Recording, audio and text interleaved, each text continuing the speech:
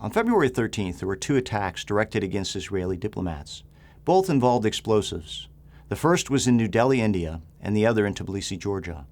The latter incident reportedly involved a hand grenade placed as a booby trap under the vehicle of an Israeli diplomat. The grenade was discovered and rendered safe before it could detonate. In the New Delhi case, however, the device exploded. The assailants on a motorbike affixed a sticky bomb to an Israeli diplomatic vehicle. The explosion injured the two occupants of the vehicle as well as two bystanders. Now I'm going to break down the tactical elements of the New Delhi attack to see what it tells us about those responsible.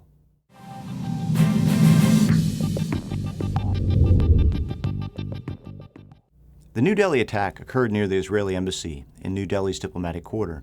The diplomatic quarter, as its name would suggest, is packed with foreign embassies and Indian government ministries. Indeed, the attack on the Israeli diplomatic vehicle reportedly occurred within a few hundred meters of the Prime Minister's office and within about a kilometer of the Israeli embassy. Reports indicate that the occupants of the Israeli diplomatic vehicle were a local driver and the wife of the Israeli defense attaché. She was also an employee of the embassy. According to India's NDTV, the victim was on her way to pick up her children from school at the time of the attack, about 3:20 p.m. The timing of the attack would seem to match that assertion. Now, since children need to be picked up at the same time every day, such trips to pick them up tend to be regular and predictable, and therefore this makes people making these trips vulnerable to an attack. The New Delhi attack allegedly employed what is called a sticky bomb. That is an explosive device that can be attached to a target vehicle using strong magnets. Quite often, the round magnets from car stereo speakers are used.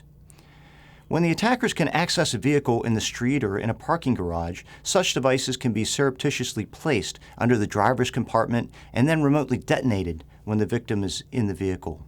Other times, sticky bombs can be placed on the outside of the vehicle by a pedestrian or a person on a motorcycle while the victim is inside the vehicle and stopped.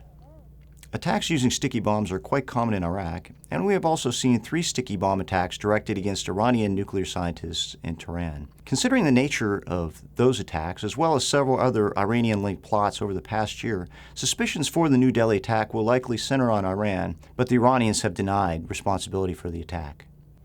From the attacker's perspective, New Delhi is a good location. First of all, the traffic congestion in New Delhi is terrible, and there are countless motorcycles and mopeds on the road. It is not uncommon to have motorcycles pull around your car while you're slowed or stopped in traffic. I've worked protective details in New Delhi, and both of these factors were cause for great concern when I was there working. As we take a close look at the photos and videos of the New Delhi attack, we notice some interesting things. First, it appears that the sticky bomb was affixed to the rear of the vehicle and not to the roof or the door near the driver or even the first row of rear seats in the minivan by the passenger. Also, the device was not very large. Most of the damage was caused by the resulting fire and not the explosive device.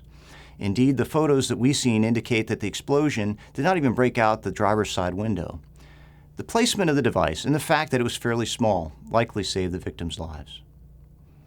At the same time, the bomb's placement also indicates the attackers were either so inexperienced that they placed a small device in a suboptimal location, or they were too scared to approach the front of the vehicle and place a device where it would be more effective.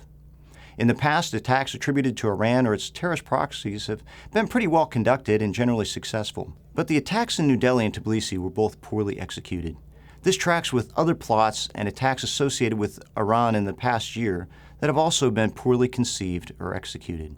Stratfor is working on a written analysis that will provide more detail on this apparent trend.